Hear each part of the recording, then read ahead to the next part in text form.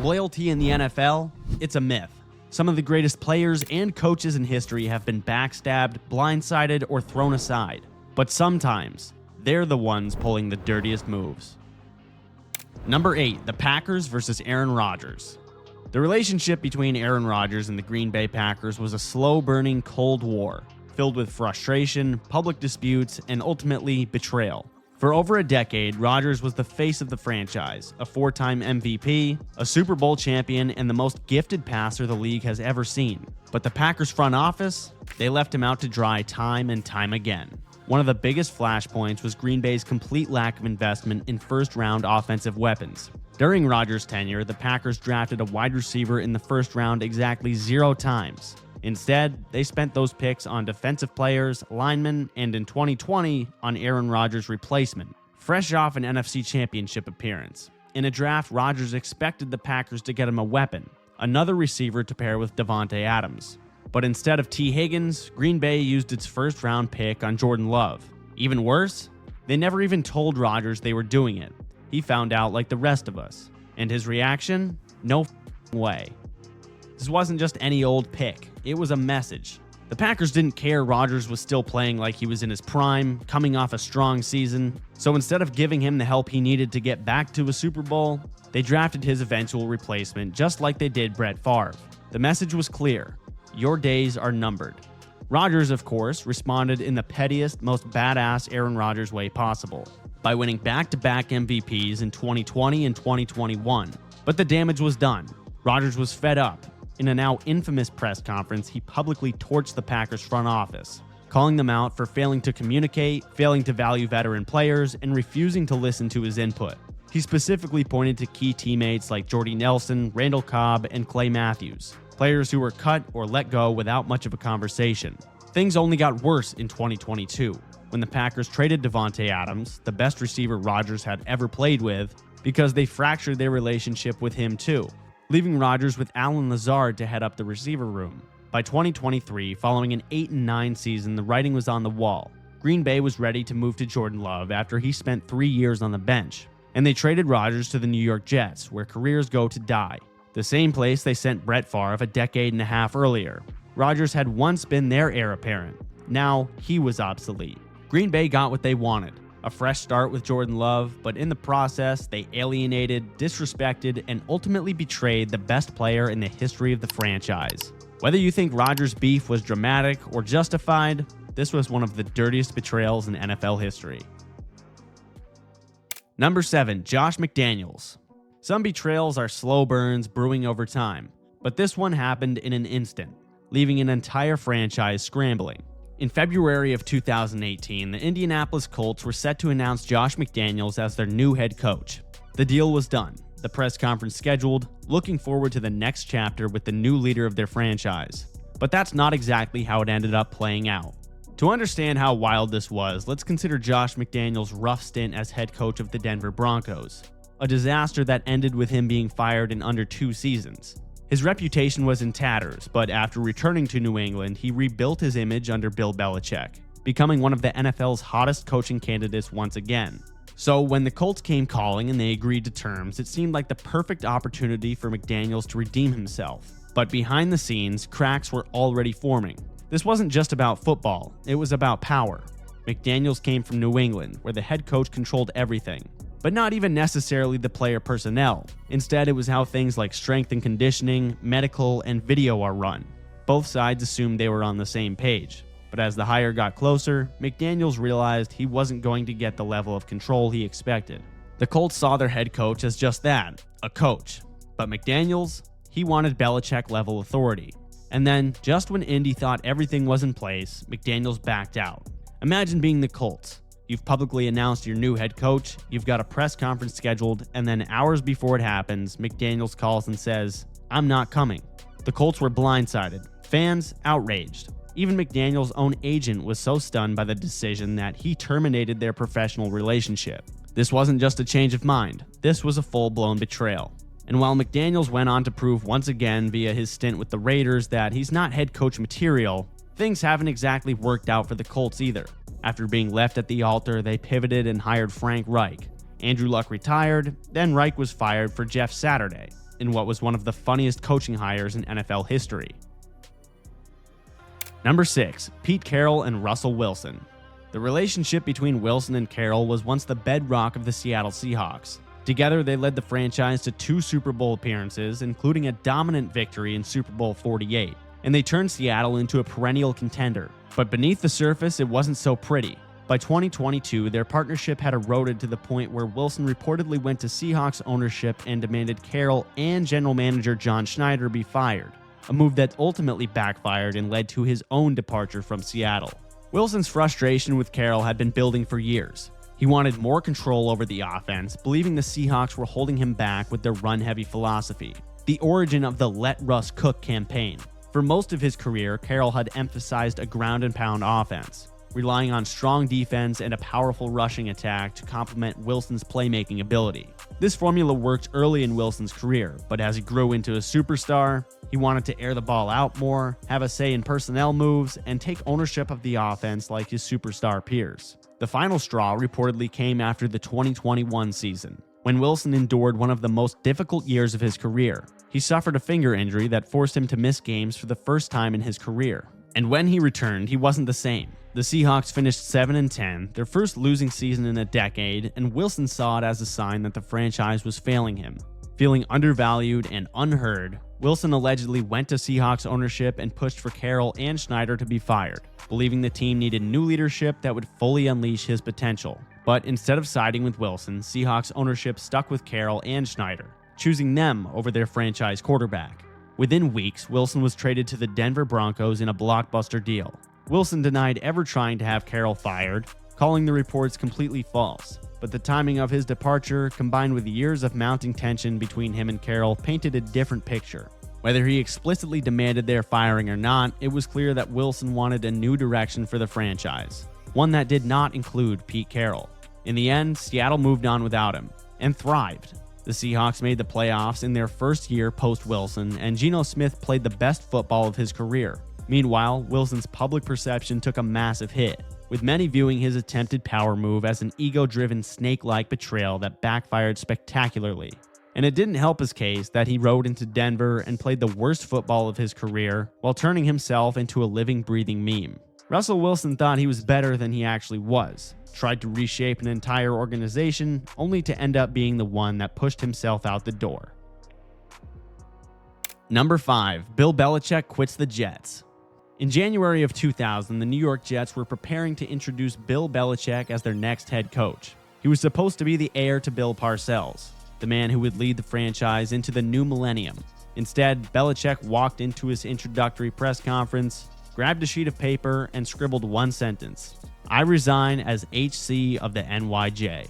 Practically a napkin note that would go down as one of the most savage exits in sports history. But to understand why Belichick quit before he even officially started, you have to rewind a few years. In 1997, when Bill Parcells took over as head coach of the Jets, he brought Belichick with him as an assistant head coach / defensive coordinator. Parcells was the true power in the organization, but there was a plan in place. When Parcells stepped down, Belichick would take over. For multiple seasons, Belichick waited in the wings, running the defense and preparing for his eventual promotion. Then, after the 1999 season, Parcells finally stepped aside, and the job officially belonged to Belichick. The Jets scheduled a press conference to introduce him as head coach. So after all of that time waiting, why did Coach Belichick decide he wanted out before he even started? First and foremost, ownership was in chaos. Leon Hess, the longtime owner, had passed away in 1999, and the team was in the process of being sold. The uncertainty over how the franchise would be run made Belichick uncomfortable. And by proxy of not knowing how ownership would play out, Bill didn't trust the Jets front office either. Secondly, he had his eyes on the New England Patriots. They weren't a prime destination at the time. They were coming off an 8-8 season and the franchise was stale. But Robert Kraft wanted Belichick to be his guy. And after dealing with the Jets' power struggles, ownership issues, and front office meddling, Belichick saw the Patriots as the better long-term move. So instead of becoming the Jets' head coach, he walked out on them in the most humiliating way possible. But it wasn't that simple. The Jets were furious. They owned Belichick's rights, meaning he couldn't just walk to another job. A massive standoff followed, with the Jets demanding compensation if the Patriots wanted to hire him. Eventually, New England sent a first-round pick to the Jets in exchange for Belichick's rights. It was a hefty price at the time, but in hindsight, the Patriots won that trade by a landslide. Within 2 years, Belichick turned the Patriots into a champion. Over the next 20, he won 6 Super Bowls, built a powerhouse franchise, and cemented himself as the greatest coach in NFL history. And the Jets, they've hired 9 head coaches since Bill Belichick's napkin resignation. To this day, Jets fans still hate him for it. It wasn't just a coach leaving a team. It was a masterclass in backstabbing, timing, and cold-hearted business decisions.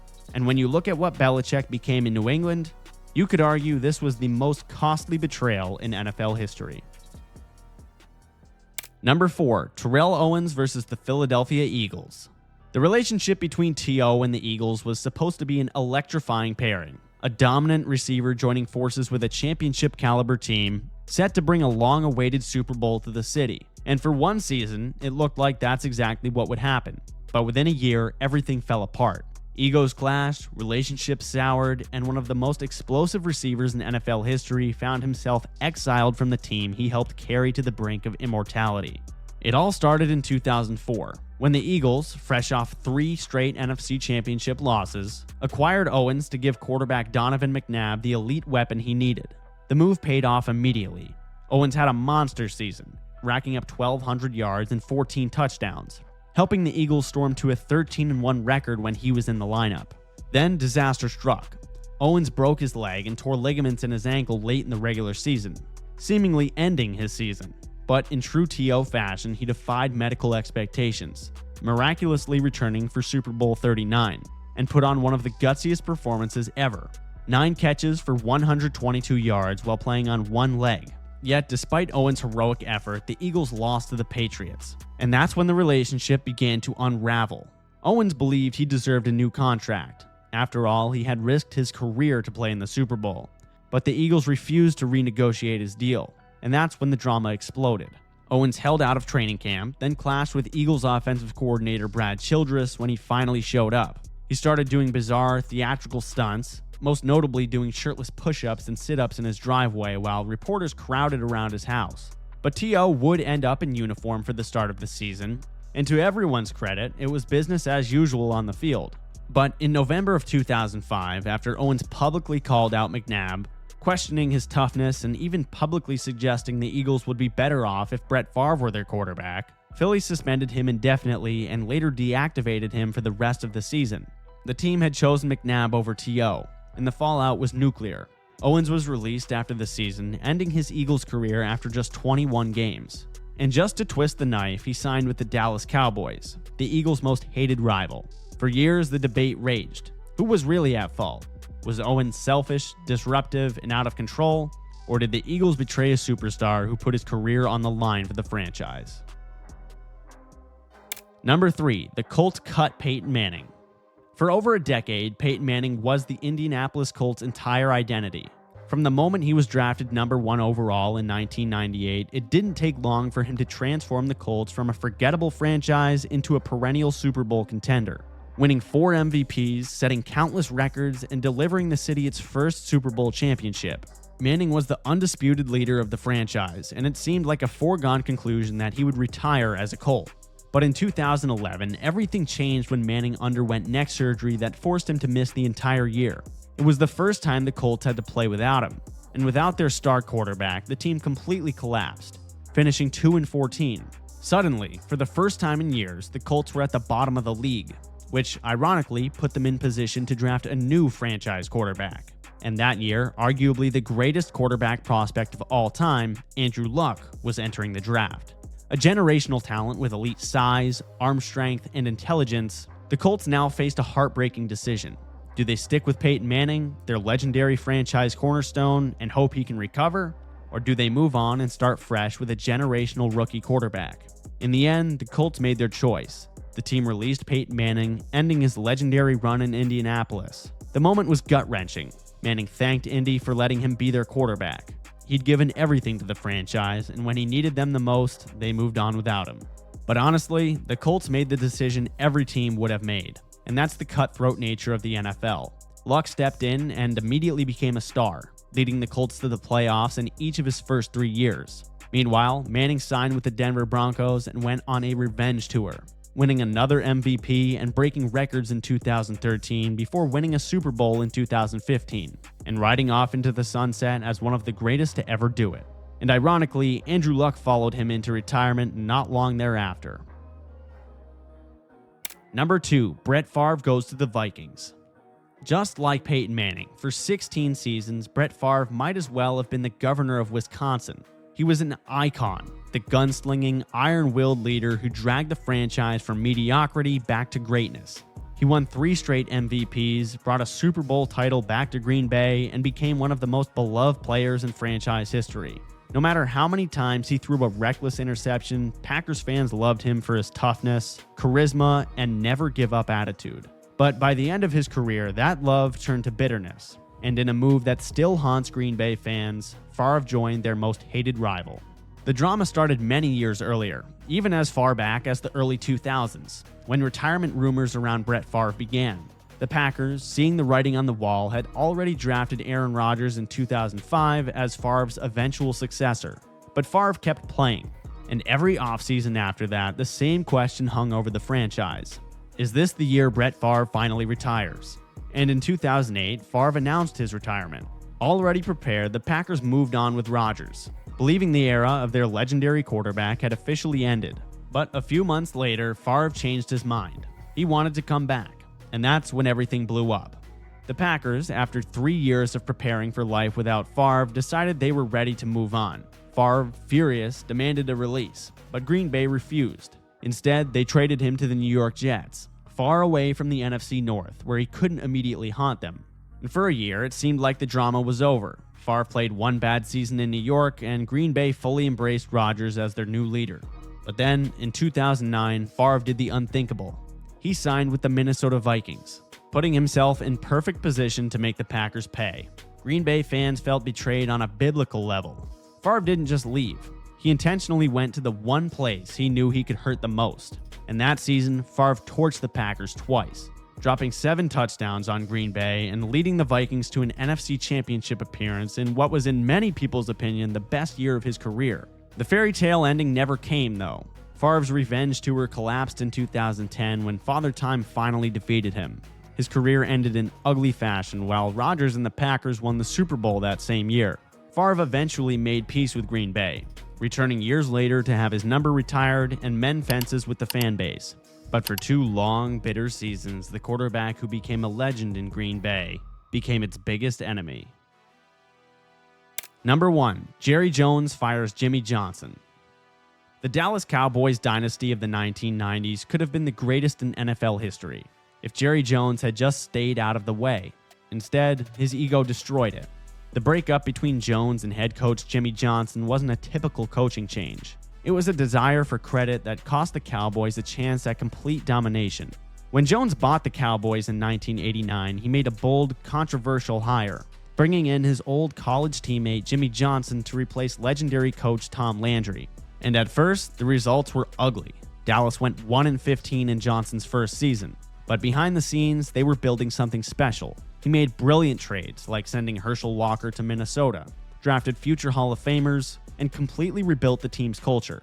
In just 4 years, Johnson had taken the Cowboys from bottom feeder to champions. The turning point came in 1992, when the Cowboys won their first Super Bowl in 15 years. The team was young, dominant, and hungry for more. Then, in 1993, they did it again, back-to-back Super Bowl titles, putting themselves on track to be the team of the decade. But just when it looked like the Cowboys would dominate the NFL for the next 20 years, Jones and Johnson's relationship fell apart. Jerry Jones, who had no prior NFL experience, wanted credit for the Cowboys' success and more control over the on-field decisions. But Johnson saw Jerry as an interfering owner trying to take credit for his work. The tension became unbearable. After winning his second straight Super Bowl, the two sides agreed to part ways. But everyone knew what had really happened. Jerry Jones forced out the coach who built his dynasty. The Cowboys still had unreal talent, and under new head coach Barry Switzer, they won another Super Bowl in 1995. But after that, the dynasty collapsed. Johnson's fingerprints were all over that final championship, and once his influence faded, Dallas fell from the top. Since Johnson left, the Cowboys have been stuck in mediocrity. 3 decades with 0 Super Bowl appearances. countless coaching changes, and endless front office dysfunction. Jones got what he wanted, full control, but it cost him the greatest dynasty in NFL history. Years later, Jones finally admitted his mistake, that the breakup with Johnson was a big regret, and he should have had more tolerance. It took decades for Jerry Jones and Jimmy Johnson to mend their relationship. Johnson was finally inducted into the Cowboys Ring of Honor in 2023, long after he had already entered the Pro Football Hall of Fame. But the reconciliation didn't put more Super Bowl rings on Jerry's fingers now, did it? If Jones had put his ego aside, the Cowboys could have won 4, 5, maybe 6 Super Bowls in the 1990s. But he was the Cowboys' own biggest enemy. Hey guys, if you like baseball, help me breathe some life into my brand new channel by subscribing and watching my first video about the only 6 players to ever hit 60 home runs in a single season. Thank you.